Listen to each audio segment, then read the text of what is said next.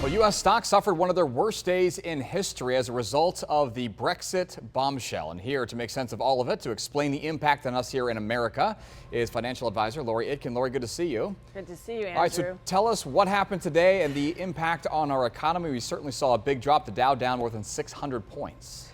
Yep, and I tell you, I don't suffer from motion sickness, but if I did, I would have been popping Dramamines on the hour for the past 18 hours. I mean, it was like literally a tornado. I mean, last night looking at the news, we were all shocked in the financial services community that they decided that Britain voted to leave the EU.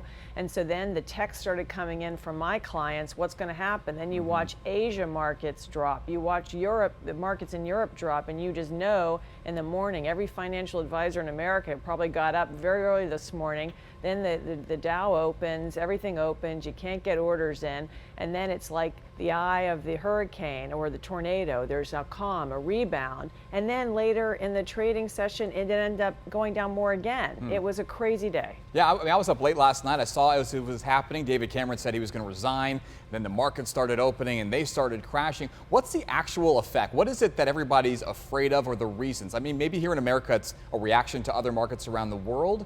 But what is the actual concern and why people are pulling their money out, at least on the other side of the world? You know, people and investors do not like uncertainty. We've never seen this before. The EU's been around for decades now. Now Britain is going to be pulling out. We don't know how this is going to affect trade. We don't know that if the UK goes into recession, how is that going to affect American companies? The good news is that if you look at American companies in the S&P 500, approximately 7% of their revenues generated from Europe. So I think going forward, if you're really looking at sort of making your portfolio a little better, you want to focus on U.S. companies that do not derive the majority of their revenue from overseas, especially Europe. Okay, so you said that you were getting the text right away. I'd imagine you were getting a lot of emails and phone calls throughout the day. What were people saying to you, and what was your advice to them? Because all of us are probably have slightly smaller investments as of today as compared to last night. That's right. I think the average person in your 401k, if you're invested in mostly stocks, and younger workers are typically, if they're in a target date fund that a lot of people use, it's mostly stocks,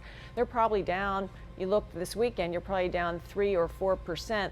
Lower than you were yesterday. Okay, so the deal is I can't predict, but on Monday, is the market going to go down even further? Who knows? Okay, but again, I think this is no different than any other shock we've had. We've been here before, Andrew, discussing this. We were here when China, the stock market drop impacted U.S. stocks. We were here when there was a correction early in the year.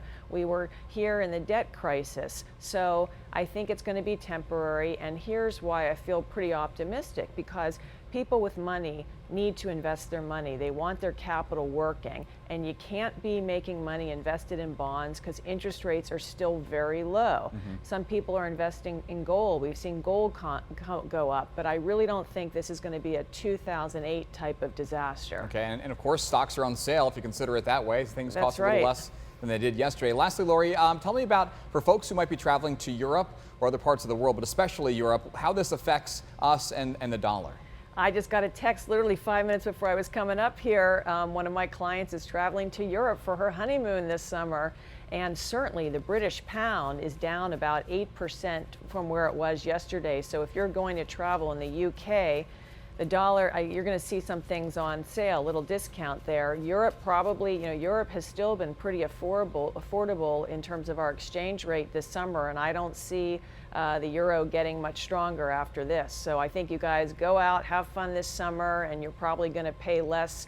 Your dollar's going to go further than it did a few years ago. Seems like there are opportunities to take advantage of as a result of this if you play your cards right. That's Laurie, right. thank you very much, as always. Thank you.